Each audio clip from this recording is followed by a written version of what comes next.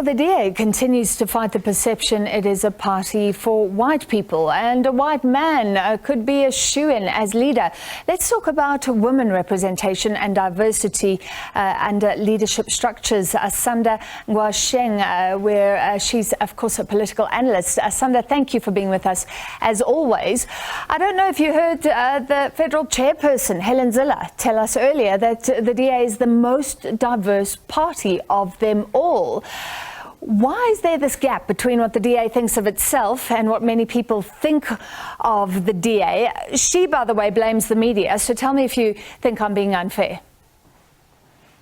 I think the saddest thing about the DA is that it's one of the political parties that reaches and receives quite high exposure, because for the longest time it was seen as the official opposition. And so she's the last person, and they are the last political party to blame the media, because they mostly actually receive favorable coverage in the media, despite them not having the numbers that they used to have. And I think also there is, the DA has delusions when it comes to who it is and who it thinks it is and who it wants to be. This can be seen in the fact that the DA has been losing, in terms of its votes. It's gone from 4 million, which was at 22%, to 20%. And, this happened in 2019. It happened again in 2022 in the local elections, where they received, in 2021 in the local elections, where they received yet again 20%. And so they are a political party in decline in terms of the voters and what the voters think of them. They're a political party in decline. They are not very far from the ANC in terms of decline, in terms of the percentage that they are declining by, and yet they still want to talk of themselves as the alternative that South Africans choose, which is not true anymore. There was a time when it was true, but that is not true. And it is the same for the kind of diversity that they have. They don't have as many women as they claim to have. They don't have as many black people as they claim to have. They don't have as many of all of South Africans' different races, cultures, and diversities as they claim to have, because they are not a political party that is representative of all of South Africa. They're a political party that is majority white and seemingly wants to continue being that way, even though we are a majority black country. So, Asanda, Helen Zille actually said we're about a third white, about a third black, and about a third coloured.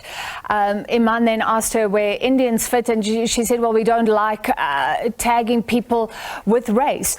But, say that was true, roughly a third white, roughly a third black. Would that make it very diverse in your view? It would be if it was the truth, but that is not the truth, and we all know that. And I think that this is what I'm saying when I say the DA as a political party is very delusional about who they are and who they are vis-a-vis who South Africa is. And this is why their numbers are decreasing, because they are not in touch with who South Africa is and who South Africa wants to be governed by. We are a country that still overwhelmingly attaches race to its vote. That is the reality of this country. We all wish we lived in a post-racial South Africa where the color of your skin didn't matter, but it does, because to this day, the poorest people are black, the most unemployed people are black, those living, facing the inequality that South Africa meets out every day are still overwhelmingly black and still overwhelmingly women. And so until we can get to a stage where anybody in South Africa can be rich or poor, and anybody in South Africa can be employed or unemployed, we are going to continue to see voters rejecting the DA, because they are not in touch with the reality of the lives of South Africans. And you'll see also in terms of the municipalities, they have also been losing, some of what seemed to be some of the popularity that they gained, and they haven't been able to keep a coalition government going in more than 6 months. Just now I was looking at the DA website, and they're still claiming their mayorship in Ekurhuleni, which they lost just the other day, and they're still claiming the mayorship of City of Johannesburg, which they haven't had for more than a month now. And so this is a political party that's not in touch, because if they weren't, at the very least, they would take the time to update their website as regularly as they are kicked out of governments. Asanda, so I want to really continue with the argument put forward by Helen Zille, because I think it's really interesting to have a dialogue with her. I wish she was here today, but just getting your take right now, She said there's been a media assault. So I want to know what you think of that. And there's been double standards. So she pointed out that Action SA has lost many black leaders just in the past few weeks, but it's reported on very differently. What do you make of that argument? Well, first of all, Action SA has a black leader. Let's start there. And so the pressure for them to showcase their diversity elsewhere is not as hard. The reason why the DA is under the spotlight for every moment and every time that they remove a black person is because they have a history of bringing in black people, using them to get votes, and then very soon after they've gotten the votes that they want, swiftly discarding of them. Often when these people are gotten rid of, there isn't a clear reasons why these people are gotten rid of.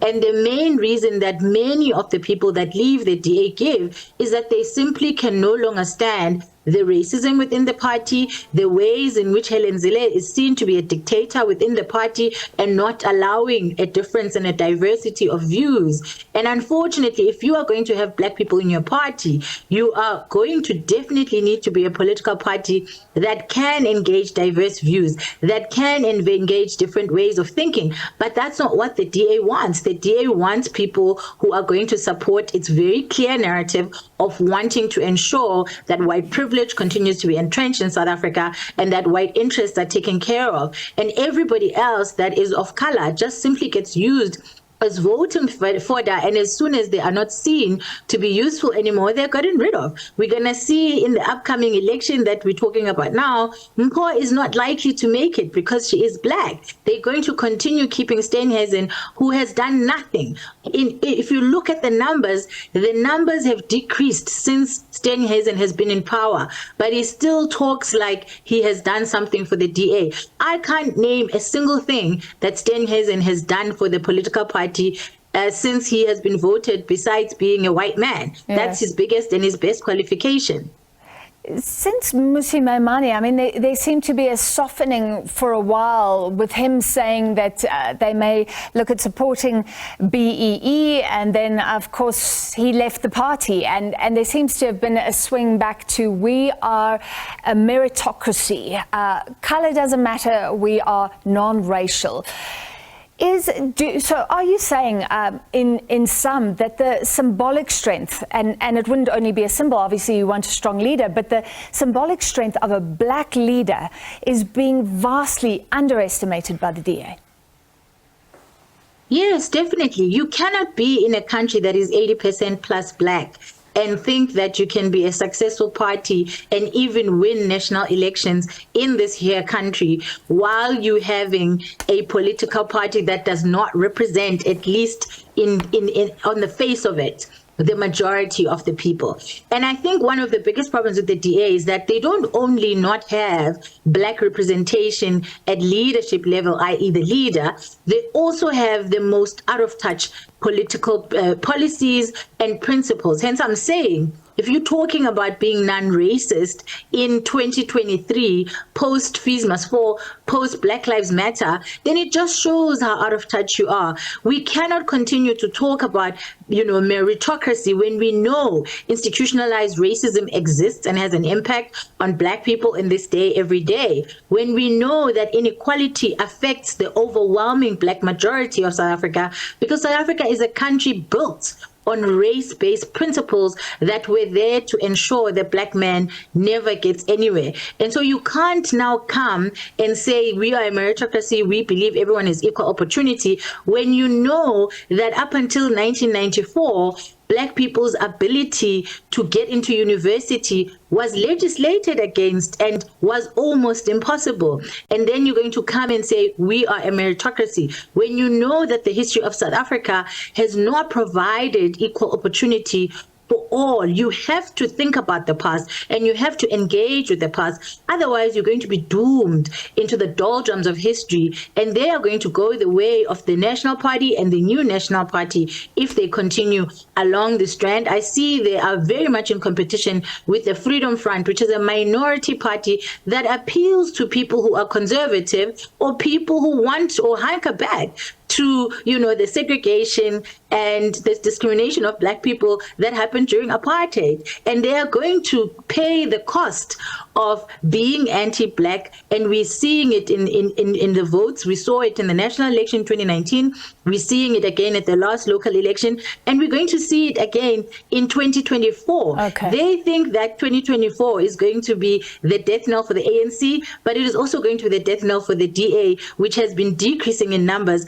in the same way that the ANC has. All right, thank you so much for that. Asanda Ngoasheng, political analyst, looking at diversity and representation within the official opposition, the DA.